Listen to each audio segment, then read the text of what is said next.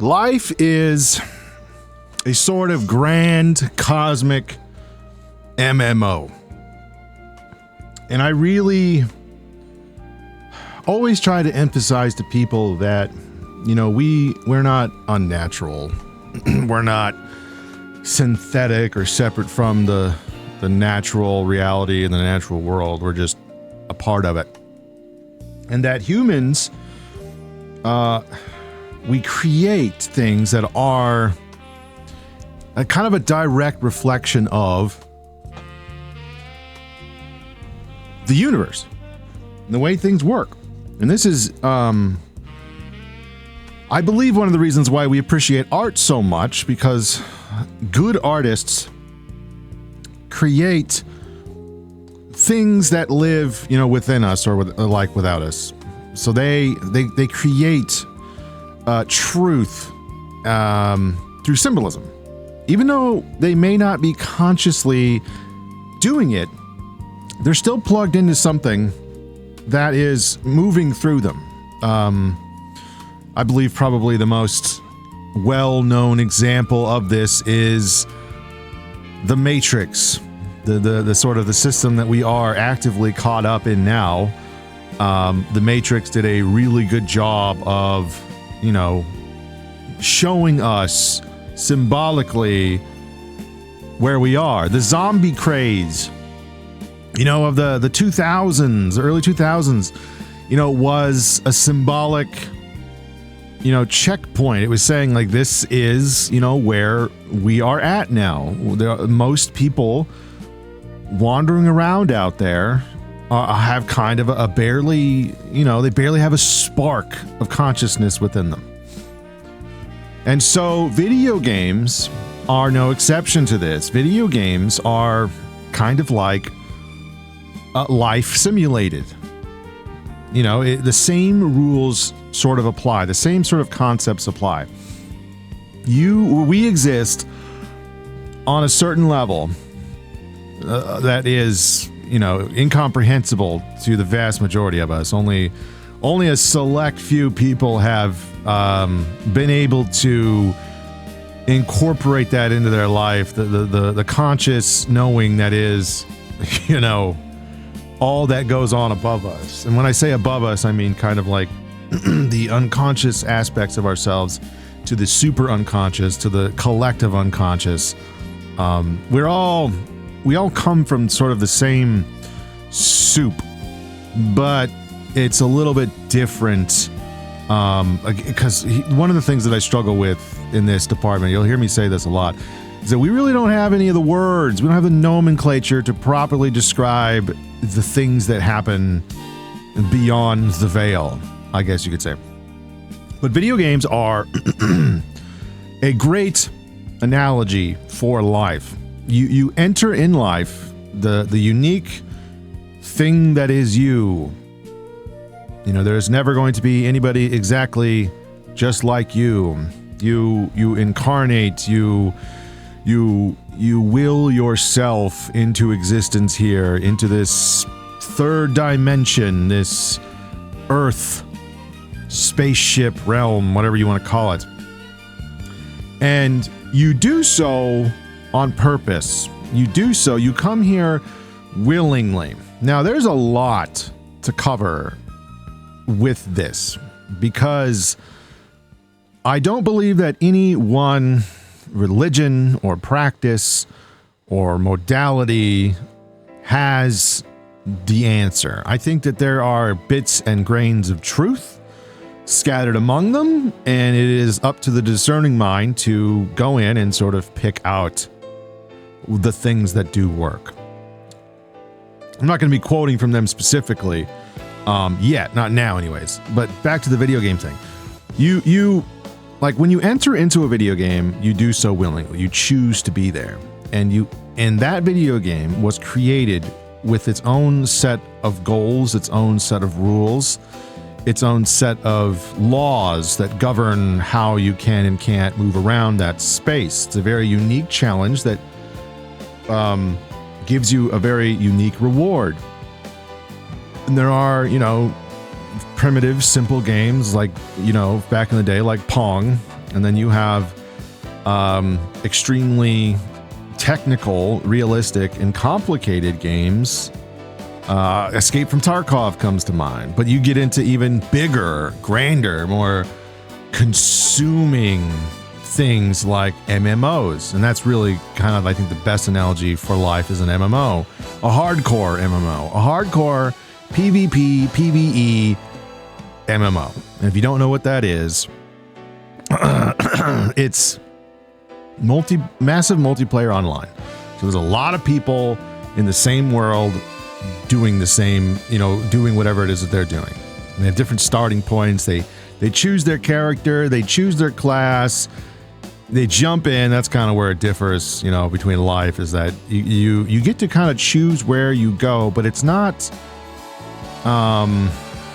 it's a bit more complicated than that, because part of the challenge of life, part of the reason why we come here in life is to learn. And the need to learn means that we have to forget about all of it. And it's not even necessarily that we force ourselves to forget. It's just a part of the process, which, again, like in a video game, when you're engrossed into a video game, you are lost to the world. Nothing else really matters. You're fully immersed into it. You get absorbed. Time just seems to melt away as you funnel your consciousness into that experience. The same thing can be said for like an actor on a stage, somebody engrossed in their work. You focus your consciousness to a particular point, and then once you've come out of it, you're able to think about all the other shit. Did I leave my oven on?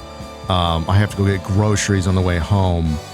I've got to go pick up dog shit from my backyard, that type of thing. It's the same thing that happens with your consciousness or your soul or whatever you want to call it, where you come into this life, and for this little blip of time, because in the grand scheme of things, it is just a little blip of time. It is sitting down for a video game session, like a 4 or 5 hour video game session. And then, once you're done with life, you come back and you enter a sort of more grander place, a sort of formless realm. I hesitantly use the word realm, dimension.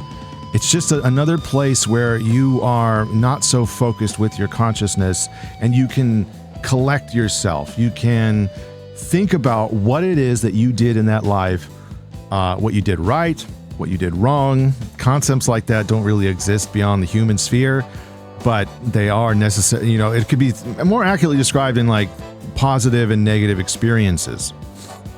And that's all I really think that karma really is, because I do believe in karma. I just don't believe it necessarily in the traditional,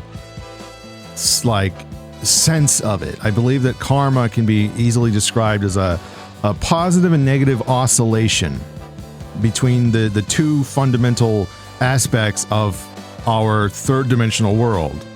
The second dimension is the foundation here, and it exists and pervades literally everything everywhere. This positive and negative pole. Now, it's, it depends on what extreme it is. Some things can be neutral, but there just exists on this positive and negative, polarity. And that when we choose to do things in our life, we will push things one way or the other. Say you decide to kill somebody just to experience what it feels like. Well, that has very powerful implications. That has a very sort of resonant pull to it, and that pulls you in a certain direction. And that at some point in your development, somewhere along the way, be it in that life, be it somewhere else in another life, you will receive in kind something that, equalizes it out. It's like it neutralizes it in a sense. Usually, and it's elementary to say that, okay, in another life you'll get shot in the head by somebody, but it doesn't necessarily have to be that way. The universe is constantly trying to right itself and achieve equilibrium in some way between the forces of chaos and order, positive and negative. And you know, you can rest assured, and that's part of the game, actually, is to come in and to just fuck up, to just do shit. You literally can do whatever you want. In here, you can do whatever you want in video games, you know, to, you know, whatever the system or the, you know, engine of the game allows anyways. Video games are still relatively, comparatively, vastly primitive. But in life, you know, you come here, and the whole point is a test. The whole point is to see what you're made of, to see what you can do, and to, you know, I fully believe that everybody somewhere along the way, and you have done things of unspeakable horror and perfect compassion. Like you, most people alive. Actually, I dare say, I would actually retreat that statement. I feel like some of us, some people alive, have at least part of themselves gone through and experienced both sides of the spectrum throughout innumerable lives, but it's not necessarily even on a linear timescale, because once we leave where we are now, this world specifically has a linear sort of time frame to it for a reason, because it's what gives so much meaning to everything that we do, because time here is finite. But once you sort of leave this space, time isn't. I'm not going to profess to know exactly how it works, because I don't think anybody does. But I know that it is fluid, and you can kind of, things aren't as, they don't make any fucking sense. That's what I'm trying to say. Not to our human minds. So what does that mean?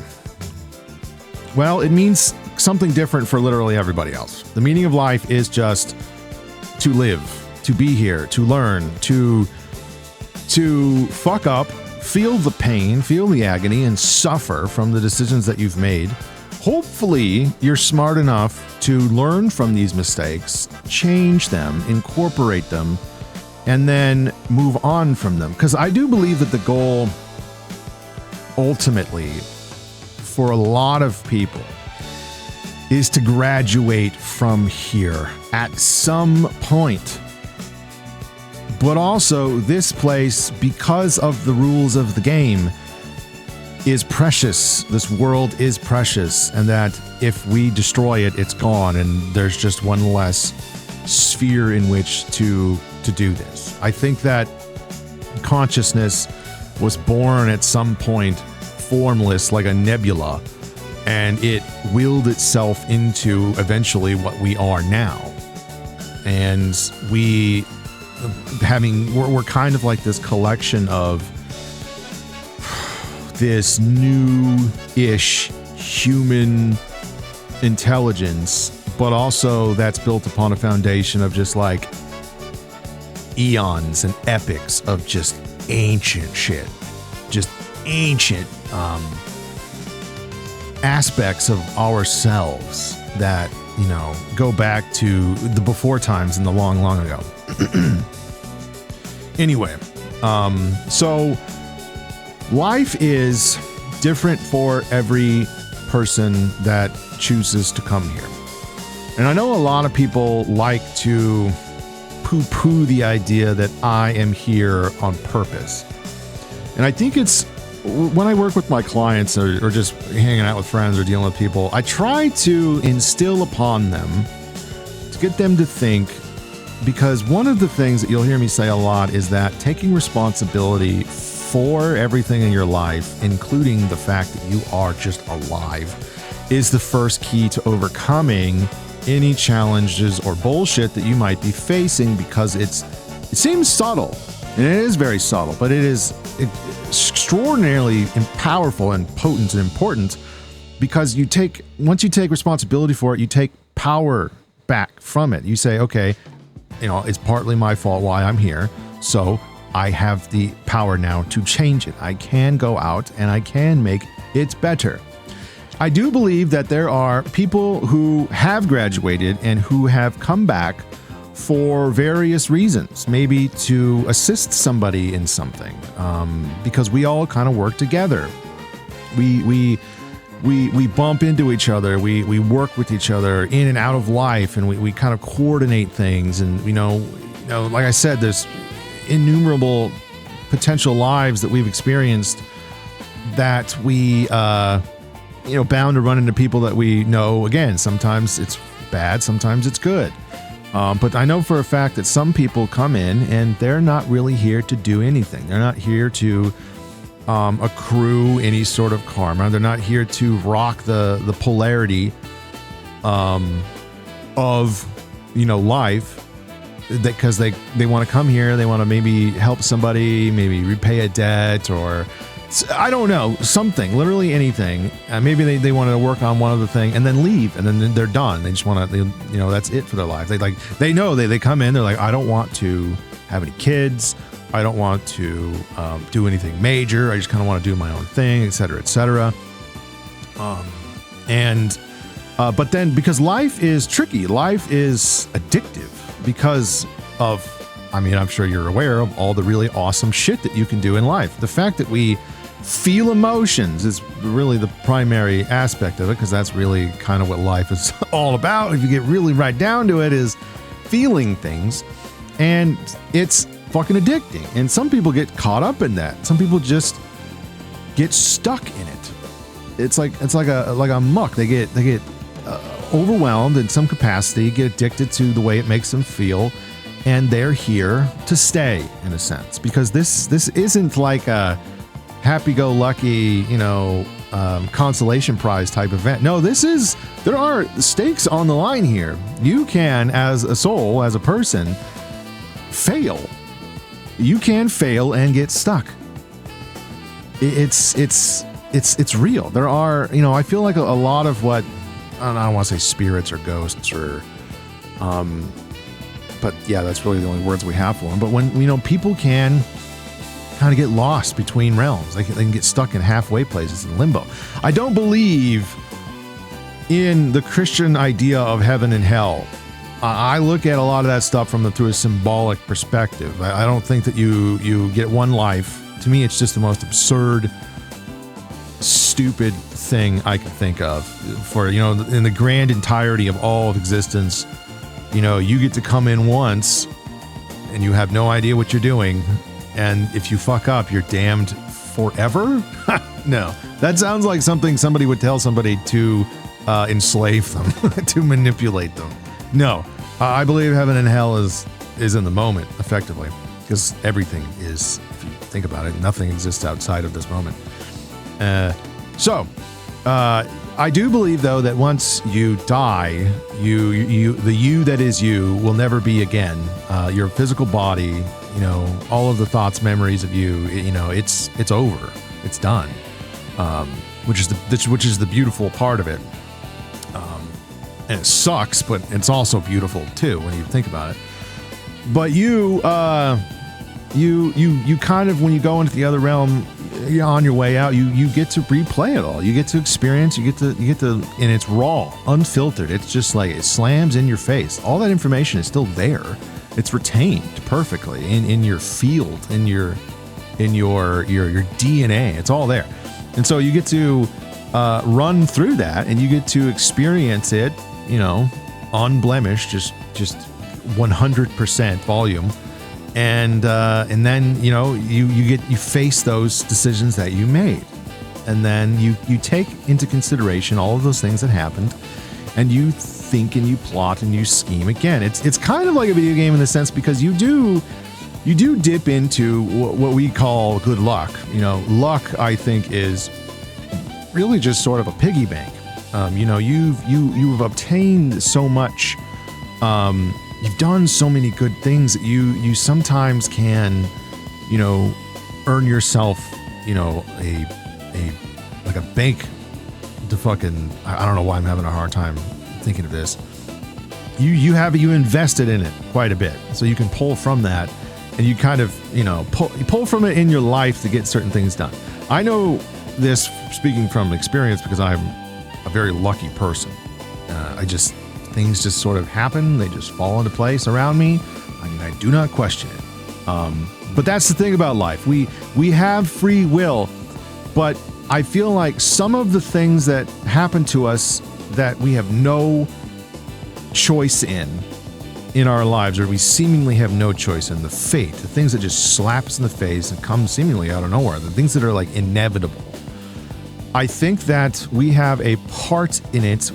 Before we come in, we have a part to play in it. We get to kind of choose our challenges before we go in. It's kind of like jumping into a level on a video game. We almost know sometimes what's going to happen, especially if you replay the same level. But, it's still in the moment. We have to deal with that. But then I also believe that there's a little bit of a universal wild card there. There's the greater intelligence of the universe and all that we are and all that is and all that was and whatever. It also has a pretty, important hand to play, but sometimes it'll just throw you a fucking curveball and it'll just be like, what are you going to do now? And those moments are really the true test there. And then you deal with it, and depending on how you deal with it, there's like a rest period or a reprieve, or some people are just trying to, grind through a bunch of shit, grind through their karma, and you look at them and you're like, holy shit, like this guy is fucking got... and I know you've probably seen people like this where you encounter them and you're just like, God damn, like what the fuck? This guy is a mess. There's a pretty good chance that they're burning through some shit. Or, it's not necessarily true that way. They could be just not getting it. They could just be missing the point. Because I also do believe that there are extra, I don't want to call them alien, but for the simple sake of communication, I will call them aliens. But I believe that there's also alien intelligences that come along and sort of partake of what it means to be human. And they're not necessarily acclimated towards that. Now, I believe that these people are much rarer than a lot of people believe. I meet a lot of people who kind of say that they have this like extraterrestrial or alien aspect to them, but they're just weird people. They got an Aquarian energy to them. But I do believe that some people are not from here. And when I mean from here, I mean not literally physically from here, but because they're human, obviously they're from here. But their consciousness may be just sort of, they were queued up and they come in and they are here to experience maybe what it's like. And these people are the ones that are like truly and exceptionally fucking weird. Just something, it's not bad. It's just maybe a little unsettling to be around them. Like you're just not quite sure what is going on with this person. They may be nice and well-meaning. They're just fucking weird. I don't know why. Maybe it's just how I'm built differently. But when I was growing up and I was in high school, I refused to do homework just on principle. I thought it was dumb. And I didn't care if I failed. I just was like, okay, I'll do whatever you want here. I just never going to do it at home. So since my grades were low, they thought that I had a written language disability. And so they threw me into special education, and I just went with it. I went with it for a couple of reasons, because it was easier. I really didn't have to do anything while I was there. I just sort of sat in class and played cards with my friends. But I also made a lot of friends in special education because these guys, usually pretty dumb. I'm not going to beat around the bush. They weren't too bright, but I appreciated being around them more than I did people of normal or higher intelligence because they were so just easy to be around. There was no pretense. There was no faking. You just got who you got. And some of them are still my good friends today. But also, I dealt with a lot of autistic people or Asperger's or whatever the fuck it's called these days. And I got to know them. And one of them even called me the autist whisperer. I mean, my ex-wife was an autist. She was really fucking autistic. But I don't know what it is, but being around these people they feel alien in a way. Like they just don't know how to be a person. It's like the instincts are all fucked up or whatever. But when I'm around them, it feels normal to me in a way. And I trust me, I got tested out. I was like, am I autistic? I'm not, apparently. So I don't know what it is about them. I just find myself always around just super autists, like hyper autists, and I weaponize them sometimes. I'll ask them questions about specific things to help me figure out problems because their brains are like intellectual berserkers. But, okay, back to the topic. So, life, we come here, we suck at it at first, we get better, things change, we become more conscious of the things that are going on, and then we graduate. There have been people all throughout history who have figured this shit out, and we have deified them. I am certain that the majority of a lot of the gods and goddesses were people like this. Sort of. Some of them were. I'm like the Buddha, I know, was definitely probably one. Jesus was probably one. And all the others. These are the people that figured it out. They came here, and I mean, goddamn, it was not easy. You pay for it. Big time. But, once you've figured it out, there's really no point in coming back.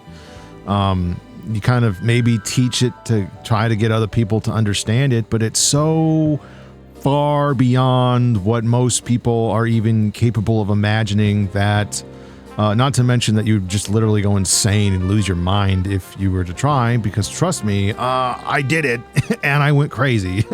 I literally lost my mind. I almost fucking died when I had my spiritual blowout. It felt like the entire universe was trying to be shoved inside my brain, or my brain was trying to expand to fit all of that. God, if it wasn't for my ex-wife being in the same room as me as this was happening, I would have literally lost my mind, and you would not be hearing me talk to you now. I don't know how I survived, but my Kundalini experience was, God, just there are literally no words. It is impossible to articulate what had happened. Which is why I always kind of look at all these people trying to like teach people how to achieve that, and I'm just like, you guys are fucking idiots. These people have no idea what they're playing with fire to a degree that they just have no idea what they're doing. And you should, if you're somebody out there who's thinking about like opening their third eye or activating their Kundalini for some reason, just stop. I am telling you, it is not worth it. It is something that unless you are with somebody who knows what the fuck they're doing, and you know that they know what the fuck they're doing, and you are taking like this on such a slow, steady way that it's going to take like your whole life to achieve, go for it. But if you're just on YouTube watching some asshole talk about this shit, and they're just trying to like mainline you to enlightenment, well, it's going to hurt. And you're going to regret it. You're going to regret it big time. I can't tell you how many times I've had clients come to me over the years wanting to get what I had, and I just tell them, no, fuck you. You don't want this. Yes, you can. I feel like I made a massive sacrifice in my life. I was set up to do this, and it's hard to, because I don't really have any literal proof for you on any of this other than just what I experienced and what I became aware of during this time. And it's taken me over a decade to even sort of settle back down to even begin to start to articulate it. I had a YouTube channel before. Some of you were there. I mean, you saw it. I was, not to mention I was drunk all the fucking time as a way to kind of cope with it. I don't judge a lot of people who are drinking heavily too much anymore, having experienced and gone through the mental nightmare that I went through, the psychological hellscape that was recovering from what I went through. the alcohol was probably one of the things that saved my life, to just sort of numb it all. You know, and so obviously alcoholism and all that shit's really bad. Don't get me wrong, but you know, it worked for me. I just had the genes or, you know, the willpower to just stop when I needed to stop. But I stopped drinking about a year ago. And it wasn't even hard. It was just, this is hurting me now. This hurts. So I just stopped drinking. But I have seen alcoholism completely consume, and some people just cannot. I don't know if they're weak or their genes just are not suitable for it.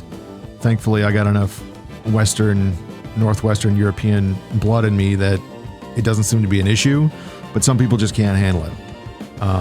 But I used to be a big proponent of drugs, but now that I've seen what drugs are capable of, and by drugs I mean like psychedelic mushrooms, LSD, even marijuana, I think I'm done with them. I might do mushrooms from time to time to sort of clear out the shit, but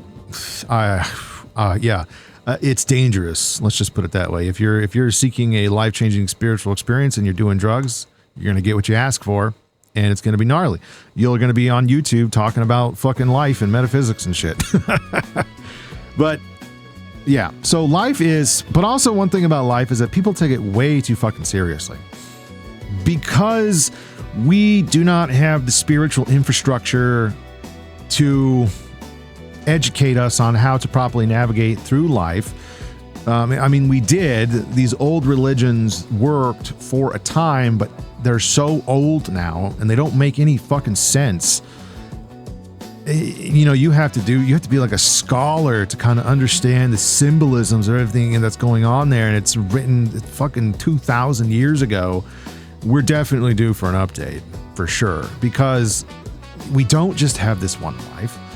You know, it's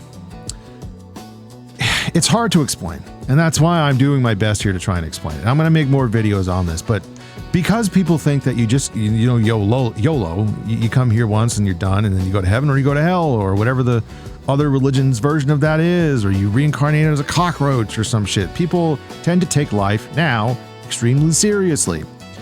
And, you know, we in the West here have kind of cultivated this really potent sense of individualism, which has its perks and has its, you know, problems associated with that. But our lives really aren't all that important. They still are to us. Yes, they're still important, but some people just take it too far. And that's part of the reason why we're in this fucking mess. People are taking the game of this life too seriously. But then we start getting into other aspects of life, like who plays the bad guy, who plays the good guy. We do. You know, we choose to do this. We work with each other. We help to, in a way, kind of balance our own shit out, because we're dealing with things on a bigger level than just you and I. We're dealing with things on a collective scale, incomprehensible to us right now. You'd go mad, you'd go insane if you tried. Trust me. And so when it's kind of like breaks the game once you realize what's going on, in a sense. But maybe that's the point, where all this shit's going on, you know, and you've played the bad guy once before too. You know, it's almost like, you know, you're standing in a line outside of the video. I don't know. You just raise your hand. You're like, I volunteer to be the bad guy. It's like, cool. Or somebody goes, hey, I really want to learn what it feels like to have this happen. Okay. And then so somebody else, it could be, you know, on a soul level, a friend, like a soulmate. They could volunteer for a life to incarnate as some evil bastard that's just hell-bent on making your life a living hell. You know, it's bigger, it's grander. The meanings for good and bad dissolve significantly once you kind of move up, or you're not here anymore, you're beyond the veil. And so, you know, the only way for humans to grow, the only way for us to grow is through strife, is through pressure, pain, suffering, adversity. These are the things that make living here worth it. And so somebody's got to play the bad guy. Sometimes whole groups of people have to play the bad guy. But that's the point of the game. We're here to play the game. A lot of people in spirituality, New Age spirituality, and even in like the mainstream religion seem to have all this emphasis. It's almost like they're death cults. There's all this emphasis on preparation for death because of what lies beyond. And that detracts from life here. You are meant to come here. Some people just want to meditate their fucking lives away. Some people want to just come and, you know, they want to leave. They want to ascend. They want to go someplace else. And it's like, no, you're here. Do things here. That's the point. Use your fucking hands. You don't have hands. Figure it out. You know, I've seen people figure it out with no hands. That's maybe the challenge. They came into what would life be without living with hands or arms. So I don't know. Maybe next time you see somebody having a bad time, don't be so hard on them. Or maybe tell them something they need to hear, because, you know, no one else is willing to tell them. And it could be all that it takes for them to learn a lesson, some in some capacity or whatever. But I think that's all I got. My tank is running on E for the moment for things to talk about. Yeah, in the next video, I have no idea what I'm going to talk about. But you'll know it when I do, I guess. Let me know what you think down below. Share this with anybody you might find, you know, that you might think that this would be interesting. I am trying to get this business that I have, or not really business, but this thing that I have back on its feet. And I would appreciate your help if you could do that. Like, you know, leave a comment, even if you just want to swear at me and call me an idiot. Please do that. Because it helps out the algorithm. It's really the only beast that I'm really concerned about right now is this fucking algorithm. No, I know what I'm going to talk about next. I'm going to be talking about the spirituality of communism, or rather the anti-spirituality, the anti-human death cult that is communism. And then I'm gonna look at other things pretty hard too. Like I want to look at Christianity, I want to look at Islam, and I'm definitely gonna be looking at Judaism. I just gotta be really careful about that one. But I got a lot of shit to say about that.